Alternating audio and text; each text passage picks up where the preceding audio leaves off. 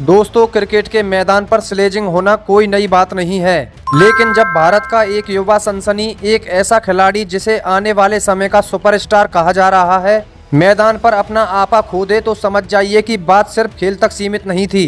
जी हां, हम बात कर रहे हैं वैभव सूर्यवंशी की।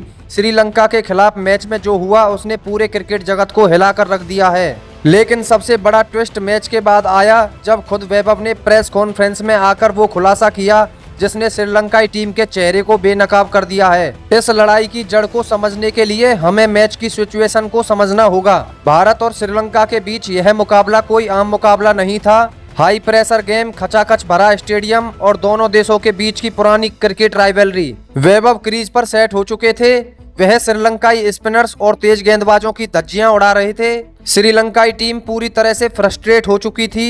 उन्हें विकेट नहीं मिल रहा था और जब श्रीलंकाई टीम को विकेट नहीं मिलता तो वह अपने पुराने ढर्रे पर आ जाते हैं, यानी माइंड गेम्स। ठीक 14वें ओवर में श्रीलंका के एक सीनियर तेज गेंदबाज को मोर्चे पर लाया जाता है। पहली 2 गेंदें वैभव डिफेंड करते हैं, लेकिन तीसरी गेंद पर वैभव एक कड़क स्ट्रेट ड्राइव मारते हैं जो सीधे बाउंड्री के पार जाती है। गेंदबाज के चेहरे पर गुस्सा साफ देखा जा सकता था।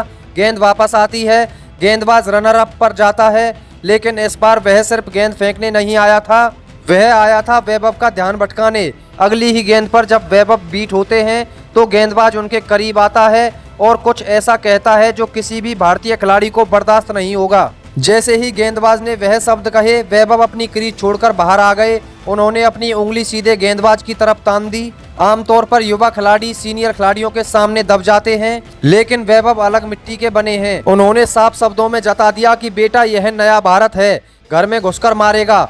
मामला यहीं शांत नहीं हुआ।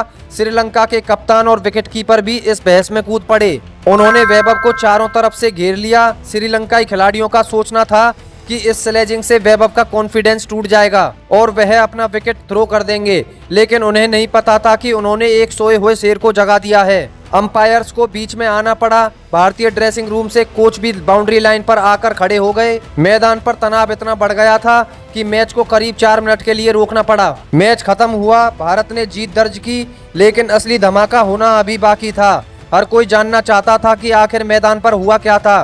प्रेस कॉन्फ्रेंस में जब एक पत्रकार ने वैभव से सीधे पूछा कि वैभव, उस ओवर में श्रीलंका के खिलाड़ियों के साथ आपकी क्या बातचीत हुई थी, तो वैभव ने जो जवाब दिया उसने श्रीलंकाई क्रिकेट बोर्ड की रातों की नींद उड़ा दी है। वो मुझसे खेल पर बात नहीं कर रहे थे।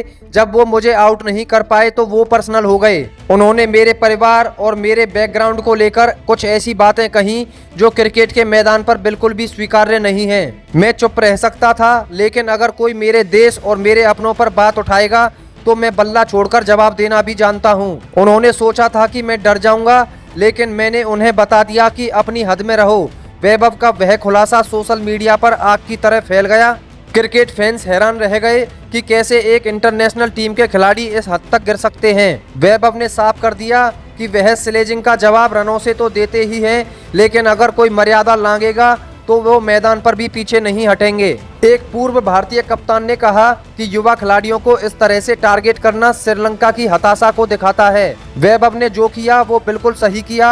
आपको अपने आत्मसम्मान के लिए खड़ा होना ही पड़ेगा। दूसरी तरफ श्रीलंका क्रिकेट बोर्ड अब इस मामले को दबाने की कोशिश कर रहा है और आईसीसी से गुहार लगा रहा है कि वैभव पर जुर्माना लगाया जाए। लेकिन सवाल यह उठता है कि सजा किसे मिलनी चाहिए, उसे जिसने उकसाया या उसे जिसने सिर्फ अपने सम्मान की रक्षा की। अब आपकी क्या राय है दोस्तों? क्या वैभव सूर्यवंशी को उस वक्त अंपायर से शिकायत करनी चाहिए थी, या उन्होंने मैदान पर जो करारा जवाब दिया वह बिल्कुल सही था?